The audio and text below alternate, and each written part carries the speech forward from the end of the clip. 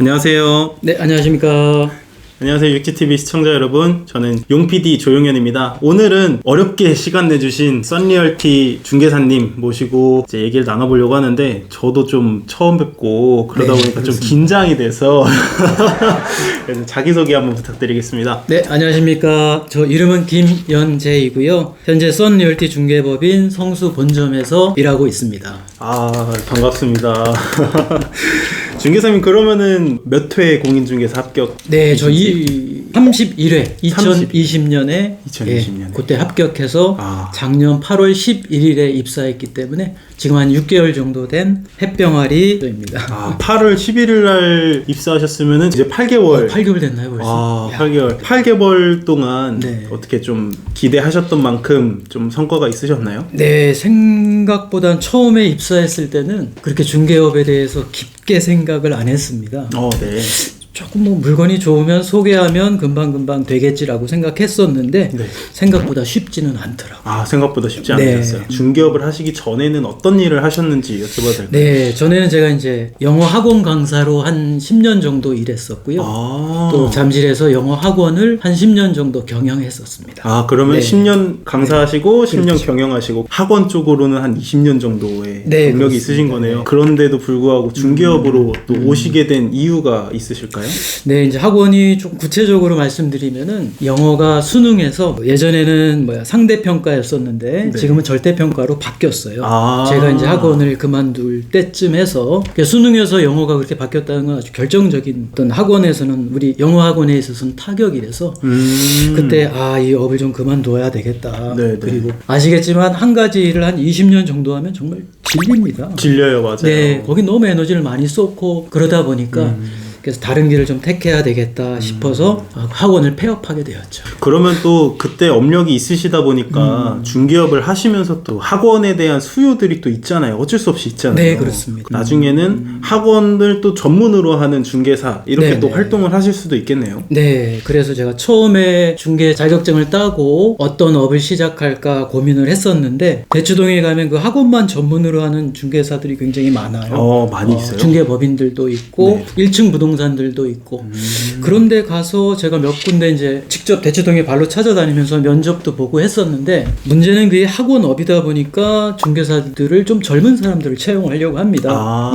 제가 69년생이에요. 네네. 그래 지금 나이로 54세 네. 됐는데 젊은 사람들하고 호흡하기도 좀 어려울 것 같고 일단 채용을 안 하니까 그래서 이제 학원을 전문적으로 하는 중개업을 하려고 했다가 상업용 부동산으로 조금 방향을 틀은 그런 케이스인 거죠. 그런 케이스이셨구나. 네. 근데 제가 봤을 때는 대치동에서도 먹힐 만한 페이스이신데 옆모습으로 예. 김무열이라고 혹시 아시나요? 네, 알고 있습니다. 김무열이 보이는데 그런 얘기 많이 안 들으세요? 옆모습만 그렇습니다. 다음 주제로 또 넘어가서 아무래도 또 학원 강사 업력이 있으시다 보니까 네. 공부하는 방법 이런 거에서 좀 괜찮으셨을 것 같아요. 상대적으로. 자격증 준비는 혹시 얼마나 하셨나요? 예전에 제가 이제 가르치는 직업을 해봤었고, 네네. 그리고 또 학교 다닐 때 이제 시험을 많이 봐왔었기 때문에 처음에 생각했을 때는 이게 금방 해서 금방 딸 자격증이다 이렇게 생각을 했었는데 사실 공부를 해보니까 굉장히 어렵더라고요. 야, 이 시험을 사람들이 어떻게 붙었나라고. 그래서 저는 이제 자격증 준비를 제 생각에 저는 공부를 오래 길게 못해요. 오히려 짧고 굵게 하는 게 맞겠다 싶어서 1차 한 3개월 정도 예상하고 그다음에 2차 3개월 정도 예상하고 1차 보기 3개월 전에 다니던 회사를 휴직하고 3개월 동안 이제 정말 열심히 하는 거죠. 하루에 12시간 이상씩 그렇게 공부를 하고 네. 기출문제를 풀고 짧은 시간으로 1, 2차 준비해서 2년 만에 합격한 그런 케이스입니다. 3개월 이렇게 공부를 하셨다고 하셨는데 네. 그러면 그 중에서 가장 좀 난관이었던 네. 어떤 과목들이 가장 어려우셨어요? 네. 아무래도 법 과목들이 좀 어려워요. 법 그래서 과목이. 네, 1차 같으면은 민법, 다음에 2차에서는 공법. 요 두 가지가 범위도 많고 그다음에 난이도도 좀 있고 상당히 어렵고 좀 힘들었던 그런 기억을 갖고 있습니다. 지금 저희가 3월달 촬영일 기준으로 3월달이고 아마 영상 업로드가 언제 될지 모르겠는데 네. 그때 기준으로 난관에 부딪히시는 분들이 굉장히 많을 것 같아요. 예. 왜냐면 모의고사를 지금부터 시작을 하다 보니까 네. 김현재 공인중개사님께서 네. 생각하셨던 어려운 민법과 공법 약간 돌파할 수 있는 약간 이런 팁 같은 게 있을까요?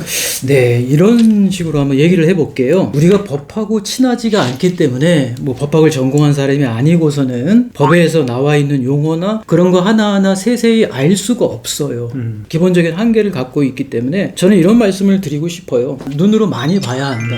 글의 내용을. 실제로 시험에 합격하고 떨어지는 거는 시험장에 가서 시험 문제를 보고 문제를 풀어서 답을 5번에 체크하는 거거든요. 네. 그런데 우리는 계속 강의만 봐요. 만약 시험을 인터넷 강의로 본다면은 강의만 보는 게 맞는데 네. 실제로 시험 문제는 글을 읽는 거기 때문에 강의를 많이 보되 기출 문제를 많이 풀어야 한다고 생각하거든요.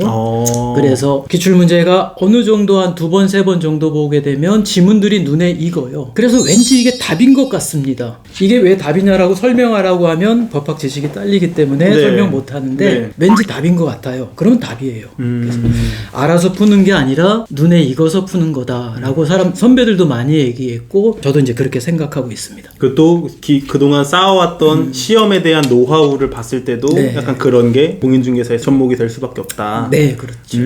실제 경험자들이 네, 네. 생각하는 건데 논리적으로 말로 풀기가 굉장히 어려운 내용이거든요. 네, 네. 근데 이걸 또 중개사님께서 풀어주셨어요. 그래서 영상 보시는 분들께서는 이거를 꼭 참고하셔가지고 네. 공부하는데 꼭 대입을 시키셨으면 좋겠다 이런 생각이 듭니다. 그리고 또 하나 이제 말씀드리고 싶은 게 네. 공인중개사 준비하실 때 네. 어떤 작전을 세우면 안 돼요. 네. 무슨 말이냐면 부동산 학개론은 강하고 민법은 약하기 때문에 부동산 학개론은 90점 맞고 민법은 40점 맞아서 합격해야지.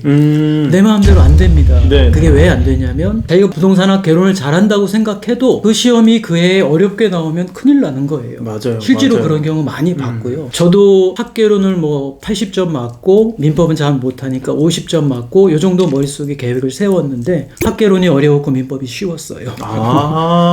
결론은 뭐 두 개 다 65점으로 합격을 했는데 네. 만약 정말 그런 계획을 세웠다면 뭐 학개론 90점, 민법 뭐 40점 이런 계획을 세우고 거기에 맞춰서 공부했었더라면 실패했었죠. 맞아요.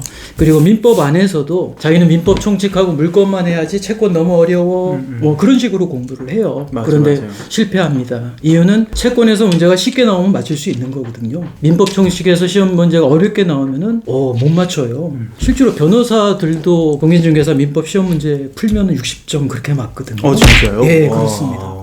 어떤 작전을 세우지 말고 넓게 얕더라도 다 보겠다. 모든 조문을 다 보겠다. 뭐 이런 자세로 접근하는 게 맞지 않나 싶습니다. 그러니까 약간 쉽게 표현을 하자면 네.